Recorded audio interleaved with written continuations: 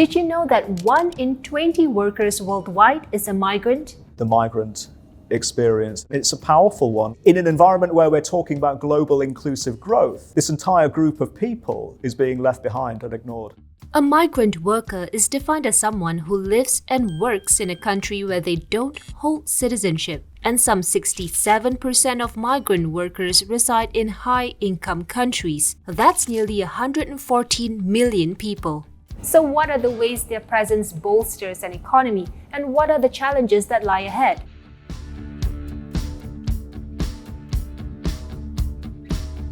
The growing speed of economic globalization has created more migrant workers than ever before. As long as there's been history, people have been going overseas to work. And it's connected with the economic cycles as well. That's Sri Jagaraja. He's a Singapore-based senior correspondent for CNBC and has covered international markets for over 15 years. Sri, it's really great to have you here. It's my pleasure, Nessa. There's a lot that we can unpack about migrant workers, right? But we're focusing on their impact on the global economy and seeing that a lot of them are concentrated in wealthy countries. Is it just the appeal of well-paying jobs that's motivating them? There are a number of push and pull factors.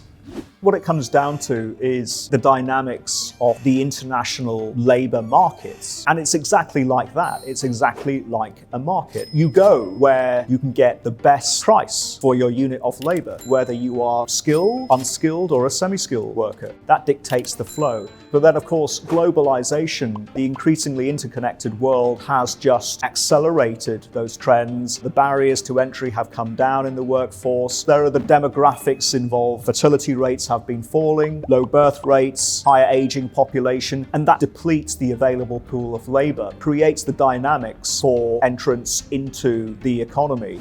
But who are the biggest drivers of a migrant workforce?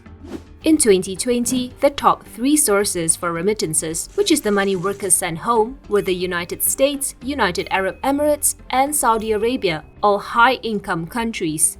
In the same year, the top 5 recipient countries for remittances inflows were India, China, Mexico, the Philippines, and Egypt, all low to middle-income countries. In fact, India has received the highest number of remittances since 2008.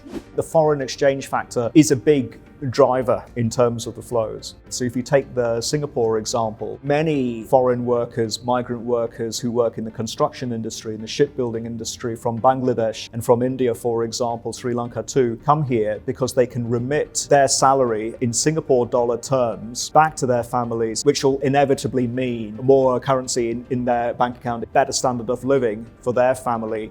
Is it just the pay that's drawing them? It's not necessarily a case of country A, which is lower to middle income, workers there, looking at country B, which is at a higher stage of economic development, better prospects, higher exchange rate, and thinking, I'll have a piece of that. It is across different countries of different rates of economic development. An example was the UK. In the 80s, there were many British construction workers who went to work in Germany when the Berlin Wall came down during the East-West reunification because there are opportunities. So that's an example of a higher income country, not necessarily a developing country, where the workforce and labor has shifted. It is a broad global theme that manifests itself in different ways across the income spectrum. What are some of the commonalities of countries who are providing these migrant workers? Countries like Indonesia, like Bangladesh, like the Philippines, they're still trying to move higher up the value chain.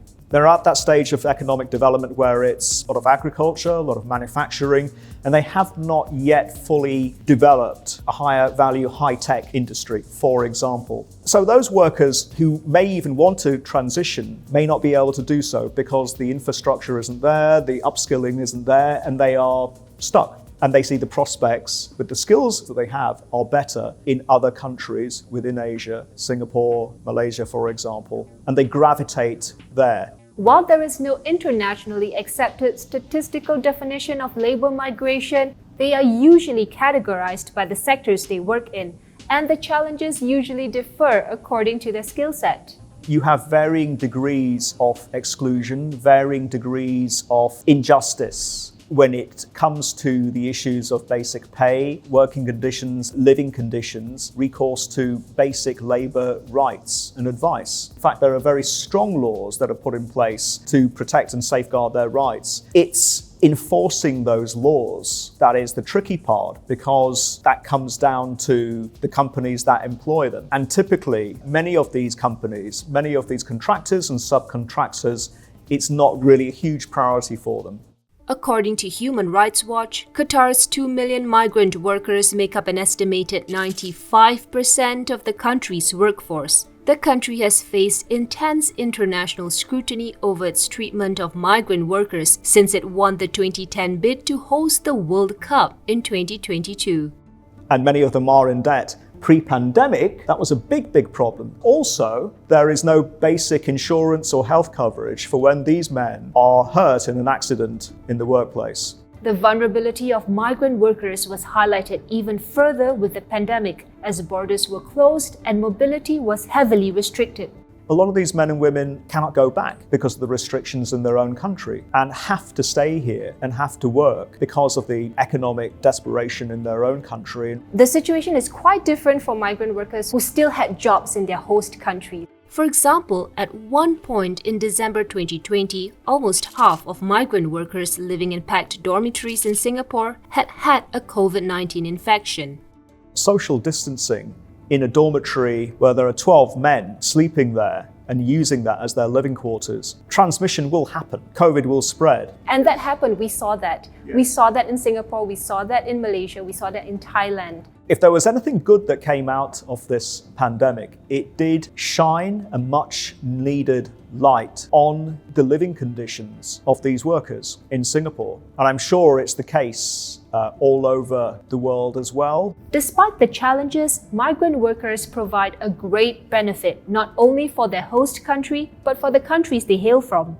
What does it bring a country? And I think it brings a country incredible diversity, richness, and economic benefit. It will benefit the broader economy because of a lot of demographic challenges related to low birth rate, the aging population. And those are really challenging, longer-term, big structural demographic questions that are not going to be resolved anytime soon. The money migrant workers send back home is such a lifeline to the families who are receiving them. So the official record of remittance flows to low and middle income countries was $540 billion in 2020. If we're going to start to think seriously about global, inclusive economic growth, and it cuts both ways as well. I think many of the countries where they are from, starts thinking seriously about how can we reconfigure our economy to make it more attractive for this pool of labor that feel that there are no opportunities, or the opportunities are better overseas because of the income and because of the exchange rate. How can we retool and reconfigure our economy to offer a value-added incentive for them to stay in that country? Because after all, they are assets, and losing them to another country is, yes, it's part of labor mobility, but I think it also says a lot for the lack of a longer-term structural plan to really take the economy to the next stage in those countries. Over time, migrant workers, both high and low skilled, bring substantial economic benefits to their host countries, especially high income ones. Addressing the shorter term challenges could be the key to maintaining this progress.